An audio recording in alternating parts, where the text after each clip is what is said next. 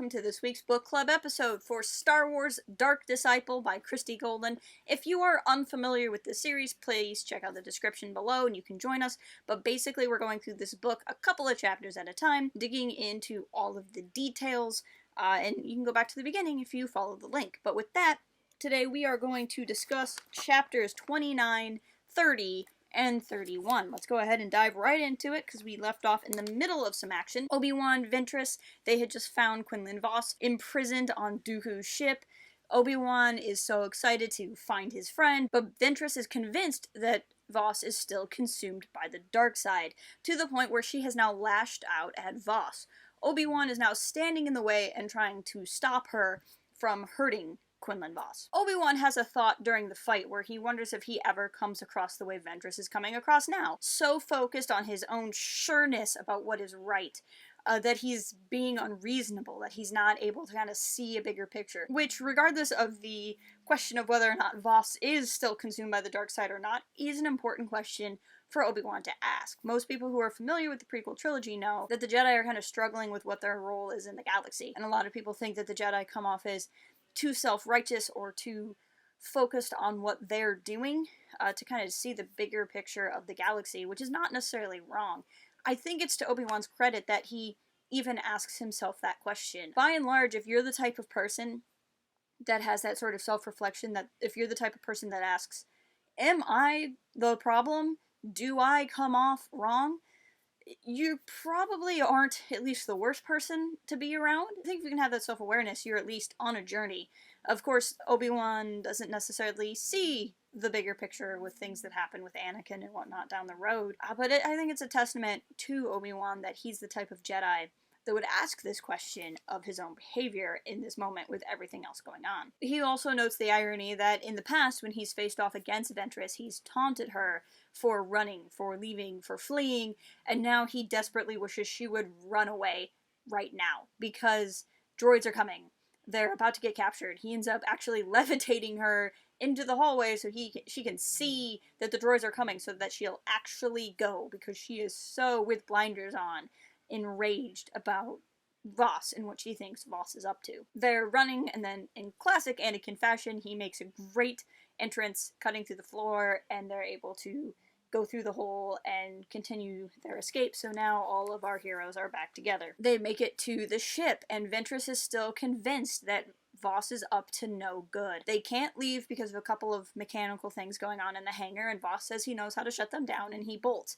Ventress wants to stop him. Anakin and Obi-Wan don't let her stop him. She claims he's not coming back, and of course he does. So this is another kind of tension point of, well, you know, Vos isn't betraying him, he's not capturing them, but she's so utterly sure he's consumed with the dark side, even though he's still continuing to prove himself as the journey goes on. While they're flying away, it was really cool that we hear about droid tri-fighters, which in terms of release order, we first really saw in Revenge of the Sith, or at least on screen first saw them in Revenge of the Sith, so this kind of tells us how close we are to the end of the prequel era in the timeline, just kind of where these episodes would be taking place, and how everything that's going on is really for keeps, because we're hitting the end of the Clone War. While they're in hyperspace, Vos goes to talk to Ventress, and Ventress completely shuts him down. She says, we're done, there's no we anymore. She doesn't trust him, doesn't believe him, and Obi-Wan and Anakin have to go, like, awkwardly listen to this conversation. There's not enough room for them to go anywhere else, so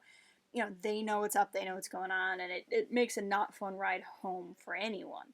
That these two characters' business is really kind of getting dragged up in front of these other two people. And of course, this is all very interesting, because at this point, Anakin is secretly married. Which is why it's no surprise to us that Anakin tries to comfort Vos first, though it is surprising to Obi-Wan.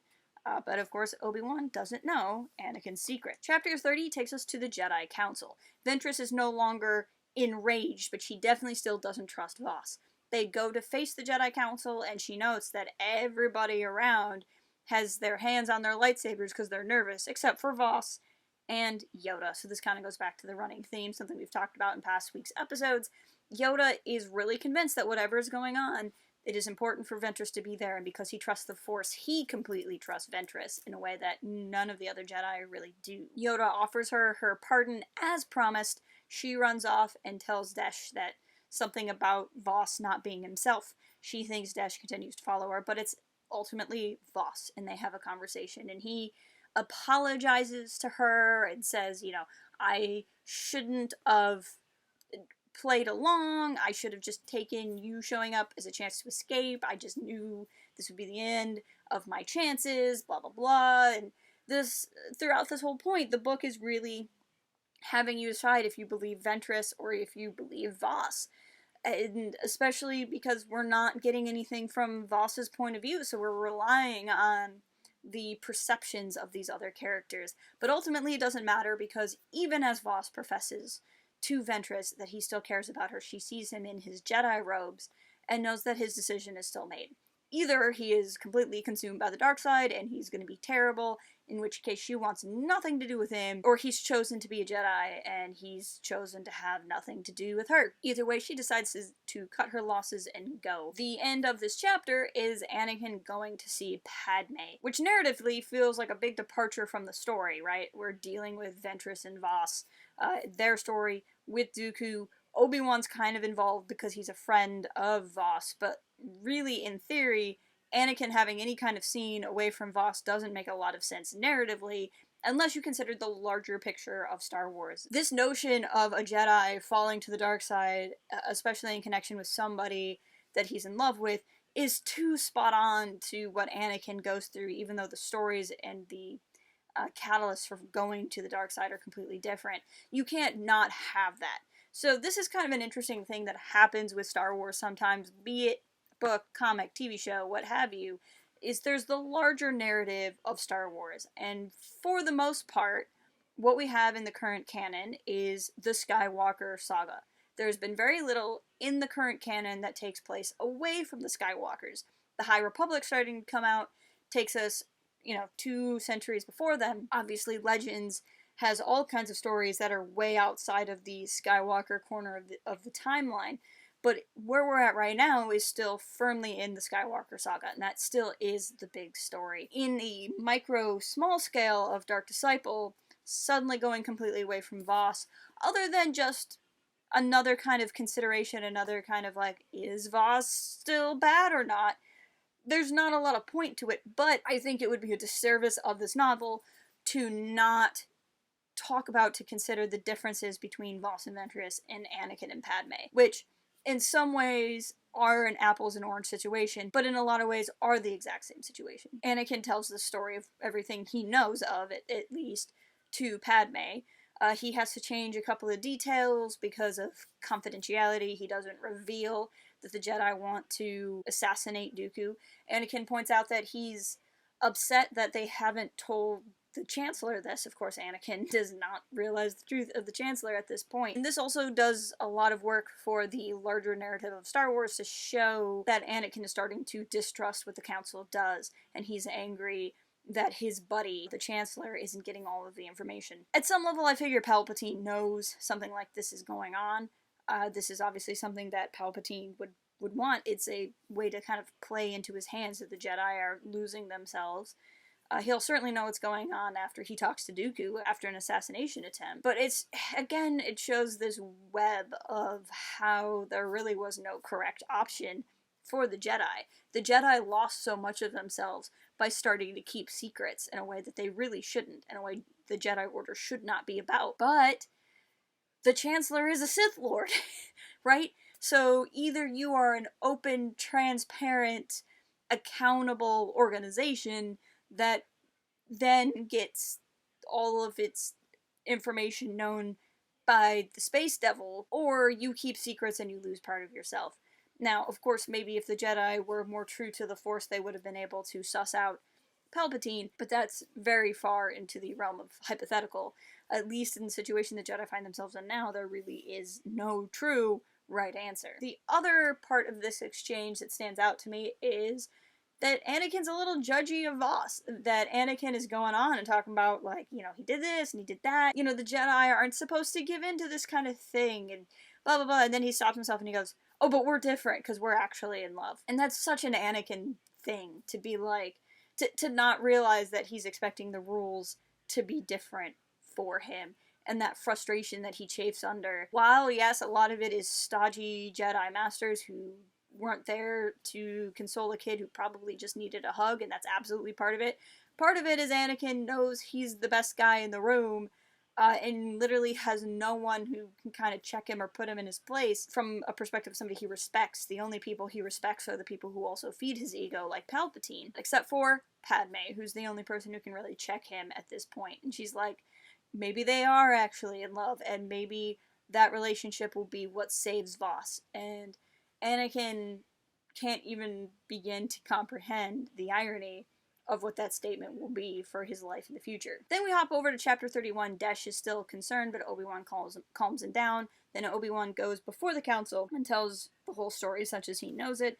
The council is satisfied except for Windu, of course, who ultimately still just yields to the council. But Windu doesn't really trust the situation, and to an extent, I think the book really treats Windu as the butt of the stodginess.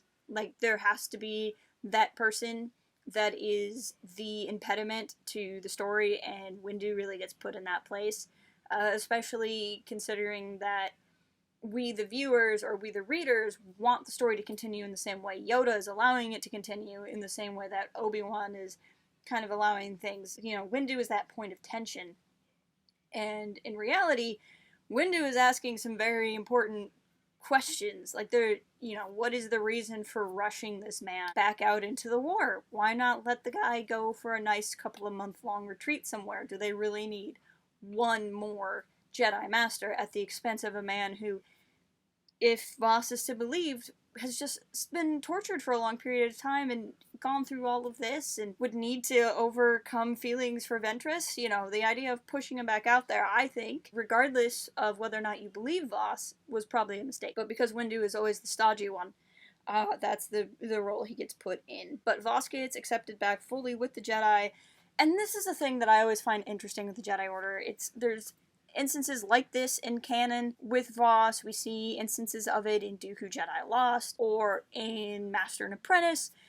Cases where the Jedi, like an individual Jedi, grossly break the rules, but then they're actually welcomed back into the Jedi Order. And it makes me think of two different things. You have one, a big point of why Anakin and Padme keep their marriage a secret is because Anakin doesn't want to get thrown out of the Jedi Order. He doesn't want to lose his place. But I really have to wonder what would have happened to him if their marriage had been revealed, especially if he confessed it as opposed to it being found out, because the Jedi did need him. I mean, he was their chosen one. He's one of their best warriors in the battlefield. Are they really going to separate themselves from him so fully that they would lose one of their best advantages?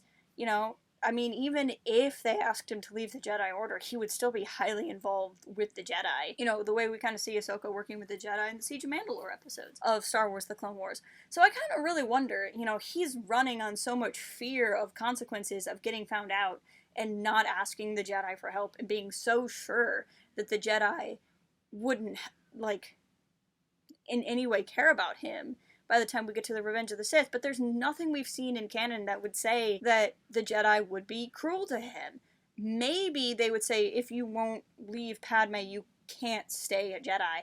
But the idea that they wouldn't have helped her through whatever pregnancy issues they would have had, they wouldn't have supported Anakin in some way, at least until he got, you know, his feet under him, or that he couldn't have worked with the Jedi in some other kind of capacity, I think is a little bit ridiculous. And it also kind of makes me wonder a little bit about an accountability issue with the Jedi. And this is really a point of view thing. I don't know that I feel firmly one way or another on this discussion. And really, I think it's kind of a case-by-case basis. But you have a lot of things where here we have a Jedi who, even if he's to believe that he faked falling to the dark side, he, at the very least, admitted to having a relationship with Ventress and has done a lot of terrible things while undercover. The Jedi are just like, okay, well, you learned your lesson, let's go back. In Dooku Jedi Lost, there's a Jedi who has a child, and the Jedi take her child in and train him to be a Jedi because he's Force sensitive, and it comes at the price of the child isn't supposed to know who his mother is. So in that regard, they're separated, but she isn't cast out from the Jedi. She's brought back and accepted. Similarly, in Master and Apprentice, there's a character who had something really traumatic happen to him and something really bad kind of happened on his watch. And instead of... I don't mean to say that he should have faced consequences because he deserved it and they should stick it to him from that sort of perspective, but that there should have been some kind of repercussions that would allow him the self-reflection and the support and the guidance for what he was going through. And instead, they kind of let him go off. For me, I look at this situation of somehow the Jedi have this reputation of being so demanding and unforgiving, when in reality, they're letting a lot of things slide that they probably shouldn't let slide. And that duality is just something I kind of find fascinating. And I think it's good that the Jedi are ultimately forgiving, because their standards of how they're supposed to live their life are hard, and it's hard for a person to live up to those, especially in wartime. But that forgiveness should come with, okay, but we're going to recognize you have a problem and help you through it and be there to support you. Where sometimes it feels like their forgiveness is actually, well, let's just put it under the rug and not worry about it. But then to have that attitude but still be, ooh, you're gonna get expelled from the Jedi Order if you do a single thing. It's just those two aspects. I don't know how they exist in the same space, and yet they do. And it's something about cultural perception of the Jedi, both in-universe and out-of-universe, that I find interesting. But with the story itself, Obi-Wan, Anakin, Desh, and Voss get sent out on a supply base. There's an interesting point where Voss thinks he knows where the supply base is, Windu says it's somewhere else, and Voss yields to his information, and in fact, Anakin makes a crack about it later, that Mace's intel was better, and Voss is like, well, I'm happy to be wrong, we found the base. But the whole thing seems kind of suspicious, right? They get there, there's a couple of droid fighters, but there's barely a fight, and they find this big, super important thing, and it's just kind of buried out in the wilderness. But that's where the story leaves off. There really isn't a lot more to talk about until we get to the resolution of what's going on with Voss. So I will leave my thoughts such as they are for now. For next week, let's go ahead and read chapters 32, 33, and 34. We'll keep up the reading 3 chapters at a time thing. Hopefully we'll get some answers soon. If you're not already, please follow us on all of the socials. Leave a comment. Let me know what you're thinking of the story so far. And with that, I will talk to you guys next week.